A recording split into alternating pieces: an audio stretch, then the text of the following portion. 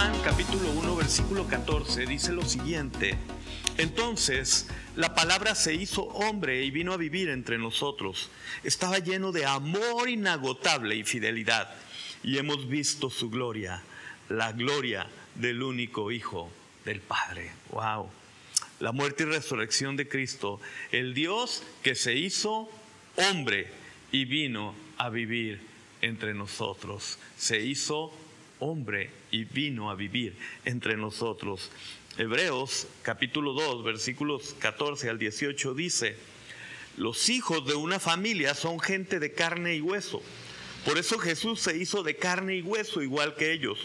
Solo así pudo morir y con su muerte derrotar al diablo, quien tenía el poder de la muerte.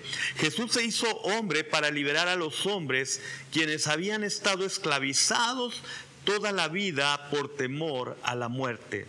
Sabemos que Jesús vino a rescatar a los descendientes de Abraham, no a los ángeles. Por lo tanto, era necesario que Jesús fuera igual a sus hermanos en todo sentido. Se hizo como nosotros para poder ser sumo sacerdote fiel y compasivo en su servicio a Dios. De esta manera, Jesús pudo ofrecer un sacrificio que quita los pecados de la gente. Y vamos a poner atención, al final de este párrafo, de esta parte, dice: Jesús mismo sufrió y fue tentado. Por eso puede ayudar a aquellos que son tentados. Wow. Jesús mismo sufrió y fue tentado. Por eso puede ayudar a aquellos que son tentados, o sea, a nosotros. Es importante que cada uno de nosotros entienda que los 33 años que Jesús habitó entre nosotros tenían por mucho el sentido y la intención de confraternizar con cada uno de nosotros, con nosotros, de animarnos, de marcar un antes y un después de, aún para los incrédulos, los ateos, aún para los que tienen otra fe, otra religión, otras creencias, otras filosofías. Nuestro año, este año en el que estamos viviendo, 2020, después de Cristo, es un año especial. Y sí, estamos teniendo esta situación, esta contingencia. Claro que es un año especial. Sin embargo, ¿saben? Es el año 2020 después de Cristo. Y es bien importante que entendamos eso. Miren, Jesús vino a traer un antes y un después. Tenemos que entenderlo. Y yo, es algo de lo que a mí me hace crecer mi fe. Es algo de lo que a mí me anima a seguir creyendo, porque Jesús vino a marcar un antes y un después en el mundo entero. No fue Mahoma o otro filósofo o un líder religioso o alguien, no. Jesús vino a marcar un antes y un después. Aún a historiadores, ateos, historiadores de otras religiones escriben en sus libros y ponen en el año 500, en el año 1000, en el año 2000, antes de Cristo o después de Cristo. Estamos en el 2020 después de Cristo, porque Cristo vino a hacer ese parteaguas. Y aunque gente no crea, aunque gente no profese, aunque gente no tenga fe, está viviendo en el año 2020 después de Cristo. Y lo tienen que admitir y lo tienen que decir. ¿Saben? Nuestro mundo y nuestra humanidad, y esta humanidad está marcada por Cristo. Un increíble hombre, sí. Un hombre tan bueno, tan sabio, tan humilde, tan amoroso, tan sencillo. Vino a traernos paz, confianza, seguridad, estabilidad, firmeza, porque Él mismo es la roca. Él es el fundamento de nuestra fe. Es la roca donde cimentamos nuestra fe. Es donde estamos parados, dice su palabra. Por lo tanto, Él viene a quitar de nosotros temores, inseguridades, ansiedad, depresión. Al vivir entre nosotros, Jesús experimentó en carne propia la envidia de otros, la maldad de otros, la burla de muchos. ¿Saben? Aunque Pilato pretendió ridiculizar a Cristo con el letrero que anunciaba: Jesús Nazareno, Rey de los judíos. Jesucristo nunca pretendió reinar en un limitado territorio geográfico. Los romanos tenían tanto miedo de que Jesús fuera el revolucionario que lideraría a los judíos a su independencia, a su liberación del imperio romano. ¿Recuerdan cómo Herodes trató de matar a muchos niños creyendo que con ello mataba a Jesús, tratando de matar a Jesús desde que era niño, porque tenía miedo de que él fuera un gran líder y de que él fuera un revolucionario que liberaría de la opresión de Roma a los judíos? Jesús no quiso nunca hacer eso. Él quiso ser rey en el espíritu, en los áridos suelos del alma humana, en la vida común de cada persona. Y eso precisamente es lo que no entendían los romanos, incluso los judíos. Y hasta el día de hoy pareciera que nosotros no terminamos de entender esto. ¿Qué significa? ¿Qué significa reinar en nuestro espíritu, en nuestra alma, en nuestros corazones? ¿Por qué batallamos tanto para entenderlo?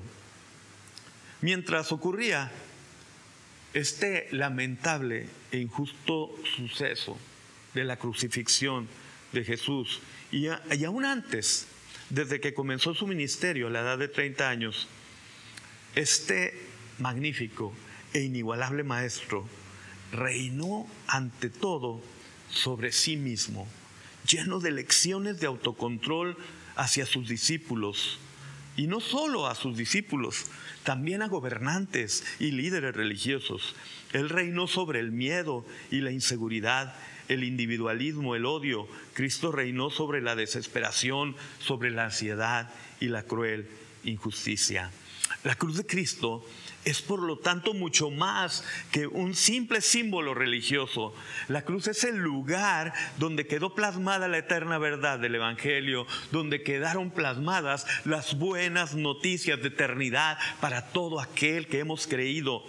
Que cuando el adolorido, llagado y maltratado cuerpo de este hombre, Dios, requería ser confortado, decidió confortar no solo a los que le habían amado, sino también a quienes literalmente lo estaban matando.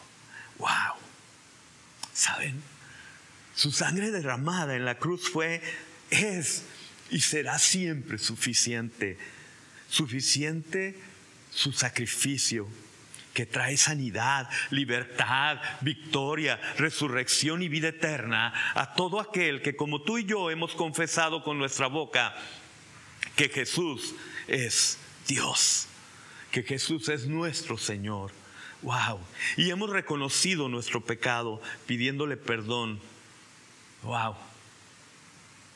Y a los que hemos decidido seguir a ese hombre Dios, que es nuestro ejemplo a seguir, ese hombre Dios que en medio del dolor, del sufrimiento, amó y perdonó a los que lo estaban matando. ¡Wow!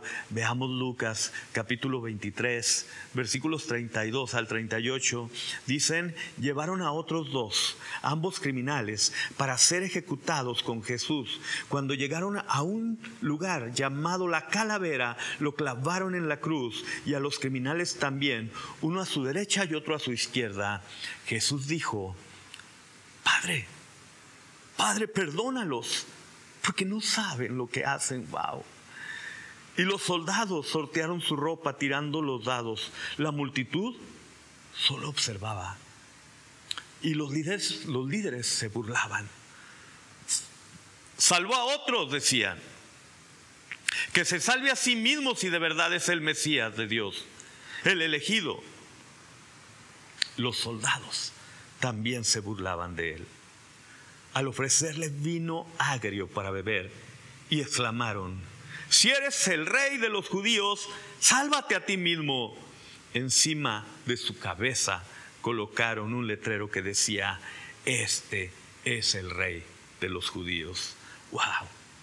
Hoy vemos con tristeza cómo aún se siguen burlando de Jesús.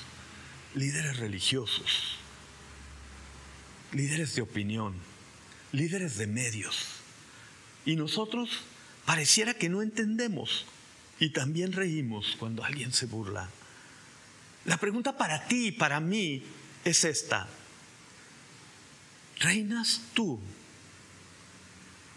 sobre tu propio mundo o eres un esclavo de tus propias ideas negativas, de la ansiedad, de tu amargura, de tu mal humor, de tu sensualidad o de tus limitadas ideas de lo que crees que es la religión o tu religión, sin poner en primer lugar tu relación sencilla? Algo completamente sencillo, que no por ser sencillo es falso. Al contrario, una relación sincera y verdadera. Recuerdo como escribió Pablo a los Corintios, en Primera de Corintios, en su primera carta, el capítulo 2, versículos 3 al 5, dice Pablo: me acerqué a ustedes en debilidad, con timidez y temblor. Y luego pongamos atención, y mi mensaje y mi predicación fueron muy sencillos. En lugar de usar discursos ingeniosos y persuasivos, confié solamente en el poder del Espíritu Santo. Lo hice así para que ustedes no confiaran en la sabiduría humana, sino en el poder de Dios. Porque no se trata de nuestro intelecto, no se trata de aprender y aprender y aprender, sino de con sencillez poner en práctica lo que hemos aprendido. No se trata de nuestro intelecto, dice Pablo, lo hice para que ustedes no confiaran en la sabiduría humana, sino en el poder de Dios.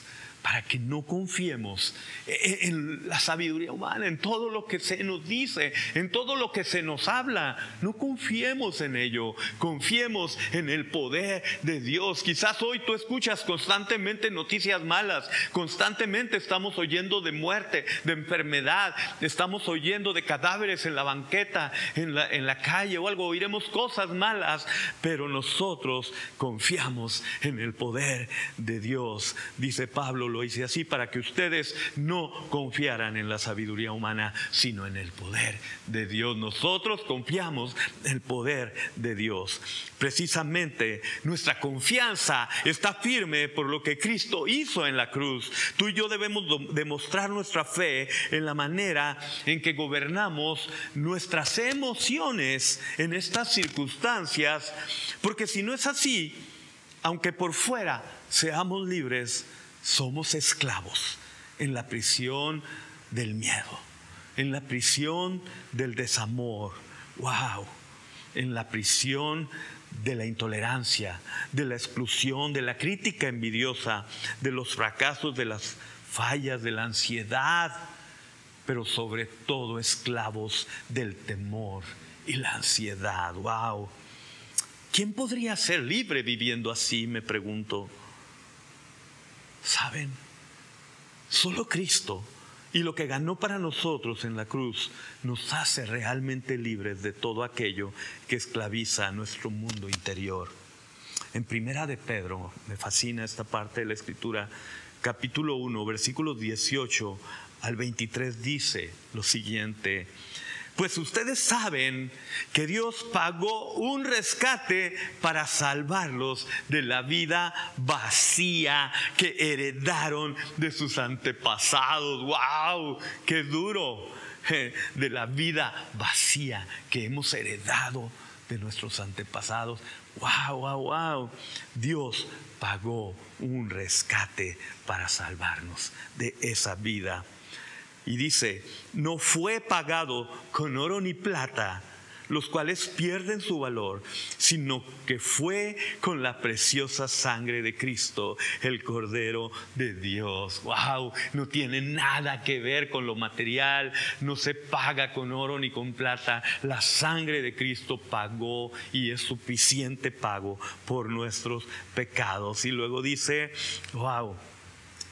lo siguiente: que no con la preciosa sangre de Cristo, el Cordero de Dios, que no tiene pecado ni mancha. Dios lo eligió como el rescate por ustedes mucho antes de que comenzara el mundo. Pero pongamos atención, ahora en estos últimos días Él ha sido revelado por el bien de ustedes. Por medio de Cristo han llegado a confiar en Dios y han puesto su fe y su esperanza en Dios, porque Él levantó a Cristo de los muertos. ¡Wow! Y le dio una gloria inmensa al obedecer la verdad. Ustedes quedaron limpios de sus pecados. Y vamos a poner atención. Por eso ahora tienen, fíjense bien, que amarse unos a otros. Y no nos está diciendo intenten amarse, que crezca en ustedes el deseo de amar. No, dice, por eso ahora tienen como compromiso que amarse unos a otros como hermanos con amor sincero. Ámense profundamente de todo corazón, pues han nacido de nuevo, pero no a una vida que pronto se acabará. Su nueva vida, fíjense bien, durará para siempre, porque proviene de la eterna y viviente palabra de Dios, la vida eterna. Wow. La reflexión de hoy, de este día tan especial, es esta: Jesús fue en el pasado, es en el presente y será en el futuro suficiente. Su sangre en la cruz, derramada por todos nosotros, será suficiente, es suficiente, siempre será suficiente. No necesitamos otro sacrificio, otro líder, otro Dios. Él es suficiente, aunque parece que lo hemos olvidado. En estos tiempos de modernidad, la tecnología, los medios, filosofías, creencias en soluciones fáciles nos han alejado de la verdad del Evangelio. Parece que hoy Dios, con la situación mundial, nos está dando la oportunidad de replantear si nuestra fe en verdad es auténtica. ¿Sí? ¿En verdad es auténtica tu fe? Es una pregunta. ¿En verdad es auténtica tu fe? ¿En verdad es auténtica mi fe? Si en verdad confiamos plenamente en Él, si somos capaces de vivir amando y preocupados por otros más que por nosotros mismos, wow, seremos capaces. Estamos viviendo en un tiempo y en un mundo, en una ciudad incluso como Monterrey, donde todo es automático, rápido, constantemente en movimiento. Es como si estuviésemos dentro de un tren bala, un tren rapidísimo que no se para en ningún lado y no podemos ni bajar. Y lo que está pasando es como que un freno completo. Es como un freno hacia toda la ciudad, hacia todo el mundo. Es como, órale, hay una vida. Hay algo más. Y platicaba con mi esposa hace un momento que escuchamos incluso a los periodistas en los noticieros decir cosas como debemos aprender de esto, que no seamos los mismos después. Y le digo a mi esposa, mira esas frases que nosotros usamos en la escuela, en la iglesia, que nosotros decimos en la iglesia, que aprendamos de todo esto. Que no seamos los mismos después de esto. Porque saben, esto va a pasar. Porque Dios está con nosotros y vamos a ser bendecidos. Y va a haber una gran bendición para todos nosotros. Pero, ¿qué va a pasar en adelante? ¿Te vas a olvidar de lo que pasó antes? ¿De que estábamos suplicando, llorando a Dios por estas circunstancias y situaciones en el mundo? ¿De que tanto lo necesitamos? Es importante que aprovechemos estas circunstancias y esta situación, porque es un freno donde es pararnos. Recuerdo que comentaba una persona y me gustó su ejemplo, porque dice, es como cuando vienes en el camión. Yo no sé, yo recuerdo cuando era estudiante, cuando trabajaba en mis primeros años y siempre estaba en camión y me paraba en la parte de atrás. Siempre me gustaba irme a la parte de atrás, no sé por qué. Creo que todos los jóvenes hacíamos lo mismo, pero nos íbamos y nos parábamos atrás. Y si había a lo mejor 2 o 3 lugares, muchas veces yo prefería mantenerme parado. Y cuando el camión frenaba, cuando alguien se le atravesaba o algo, uno, aunque estaba uno agarrado, te tenía que soltar porque el golpe había sido tan fuerte del freno que comenzaba uno a caminar por el pasillo hasta llegar al chofer prácticamente del camión. Y es como un freno, como un wow. Estamos frenando y nos está obligando hacia ir, hacia el chofer de nuestra vida, hacia el chofer de este mundo, hacia el creador de este mundo, hacia Dios. Estamos necesitando de Él más que nunca, porque estamos llegando a un freno. Y es lo que está pasando. Y es importante que cada uno lo entendamos. Si esto no sirve de nada a nuestras vidas, cuando todo pase, pues ¿qué más puede pasar? Necesitamos reenfocarnos, necesitamos aprovechar esta situación para volver nuestra vista a Dios. Y no estoy hablando del que no cree, estoy hablando de ti y de mí, de los cristianos. Cómo nos hace falta replantear nuestra vida, nuestro tiempo, todo lo que hacemos. Necesitamos volver a Jesús, necesitamos buscarlo más que nunca. Y ser ejemplo para muchos más, para que otros vengan y se acerquen a Dios, para que otros se acerquen a Él. Es necesario. ¿Saben? Cuando el faraón se negó a obedecer a Dios por medio de Moisés, al no dejar en libertad al pueblo de Israel, Dios envió plagas. Y ni aún así quiso creer y obedecer. Por último, Dios le dijo a Moisés que le dijera al faraón que dejara en libertad al pueblo de Israel, porque si no lo hacía, iban a morir los primogénitos de cada familia de Egipto. Y ni aún así el faraón quiso obedecer. Entonces Jesús, Dios, para proteger a los primogénitos del pueblo de Israel, le dijo a Moisés, para que la muerte no toque estos hogares, pongan sangre de un cordero sacrificado a Dios en cada marco de la puerta, a los lados y arriba. Pongan la sangre del cordero. Dice, y yo pasaré y no tocaré al primogénito. Y ahora yo en este tiempo pienso muchas cosas. Pienso aplicándolo a nuestras vidas. ¿Cómo será que vivimos nosotros en la actualidad? La sangre del cordero ha sido suficiente y ha sido derramada para nuestra salvación. Y hemos creído. ¿Y cómo estamos viviendo? Estamos viviendo realmente, miren, yo me imagino que a pesar de que pusieron la sangre, muchas familias del pueblo de Dios estaban adentro de sus casas, contentos, felices, alabando a Dios, porque tenían la protección de Dios, tenían el cuidado de Dios, tenían la bendición de Dios. Entonces estaban alabando, estaban orando, estaban felices, contentos, durmieron a gusto, porque sabían que Dios estaba con ellos.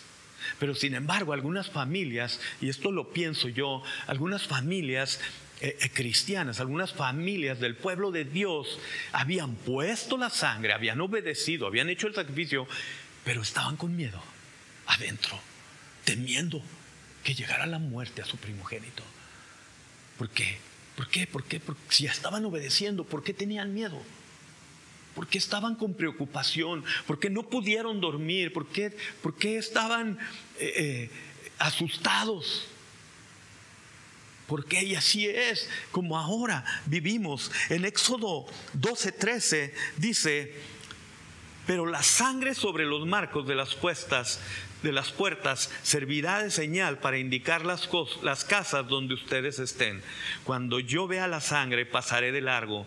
Esa plaga de muerte no los tocará a ustedes cuando yo hiera la tierra de Egipto. ¡Wow! Imagínense. ¿Por qué entonces podemos o queremos tener temor cuando la sangre de Jesucristo ha sido suficiente para morir por nosotros? No debemos tener miedo, debemos vivir confiando plenamente que la sangre derramada es más que suficiente. ¡Wow! Hoy, en casi todo el mundo, celebramos la muerte y resurrección de Jesucristo, el Cordero de Dios que quita el pecado del mundo, que quita el temor. Ahí, en la cruz, nos vino a traer paz y confianza, amor, redención y gracia. No hay razón para tener miedo. No hay razón para temer, no hay razón para dejar que pánico o incertidumbre se apodere de nosotros, sus hijos, su pueblo. Leamos Hebreos capítulo 9, versículos del 11 al 15, dice: entonces Cristo ahora ha llegado a ser el sumo sacerdote. Pongamos atención, por sobre todas las cosas buenas que han venido. ¿Qué tal? Él entró en ese tabernáculo superior y más perfecto que está en el cielo, el cual no fue hecho por manos humanas ni forma parte del mundo creado. Y dice, con su propia sangre, fíjense bien, no con la sangre de cabras ni de becerros, entró en el lugar tan santísimo una sola vez y para siempre, y aseguró nuestra redención eterna. Él pagó el precio. Bajo el sistema antiguo, dice la palabra, la sangre de cabras y toros y las cenizas de una novilla podían limpiar el cuerpo de las personas que estaban ceremonialmente impuras. Y luego dice, imagínense cuánto más la sangre de Cristo nos purificará la conciencia de acciones pecaminosas para que adoremos al Dios vivientes. Pues por el poder del Espíritu Eterno, Cristo se ofreció a sí mismo a Dios como sacrificio perfecto por nuestros pecados. ¡Wow! Por eso Él es el mediador de un nuevo pacto entre Dios y la gente, para que todos los que son llamados puedan recibir la herencia eterna que Dios les ha prometido. Pues Cristo murió para librarlos del castigo por los pecados que habían cometido bajo ese primer pacto. Cristo, dice aquí, se ofreció a sí mismo a Dios como un sacrificio perfecto por nuestros pecados. Hoy recordamos su crucifixión y muerte. Y Cristo, Él se ofreció a sí mismo a Dios como sacrificio perfecto por nuestros pecados. Recuerdo un canto que escribió Lluvia, mi hija, que Dios le regaló, y me gusta mucho porque dice, a Jesús pudo haber dicho que no, pero dijo que sí, porque Él se ofreció a sí mismo a Dios como sacrificio perfecto por nuestros pecados, porque nos ama, porque te ama, porque en verdad le preocupas, porque en verdad quiere bendecirte. Primera de Pedro, capítulo 2, versículos 21 al 25, dice lo siguiente: pues Dios los llamó a hacer lo bueno, aunque eso signifique que tengan que sufrir, tal como Cristo sufrió por ustedes. Él es su ejemplo y deben seguir sus pasos. Él nunca pecó y jamás engañó a nadie. No respondía cuando lo insultaban, ni amenazaba con vengarse cuando sufría. Dejaba su causa en manos de Dios. ¡Wow! Quien siempre juzga con justicia. Él mismo cargó nuestros pecados sobre su cuerpo en la cruz para que nosotros podamos estar muertos al pecado y vivir para lo que es recto. Por sus heridas, ustedes son sanados. Y luego dice y termina con esto: antes eran como ovejas que andaban descarriadas, pero ahora han vuelto a su pastor, al guardián de sus almas. Me fascina Jesús es mi pastor, es el guardián de mi alma, es el guardián de tu alma. Jesús ha sido suficiente. Él murió en la cruz por nosotros. Efesios 2, 12 y 13 dice: en esos tiempos ustedes vivían apartados de Cristo, no se les permitía ser ciudadanos de Israel y no conocían las promesas del pacto que Dios había hecho con ellos. Y luego dice lo siguiente, y pongamos atención: ustedes vivían en este mundo sin Dios y sin esperanza, pero ahora han sido unidos a Cristo Jesús. Y luego dice: antes estaban muy lejos de Dios, pero ahora fueron acercados por medio de la sangre de Cristo. La sangre de Cristo nos ha acercado a Dios. La sangre de Cristo nos ha limpiado de todo pecado, y la sangre de Cristo nos da victoria, nos da ánimo en este tiempo y nos da confianza para seguir viviendo.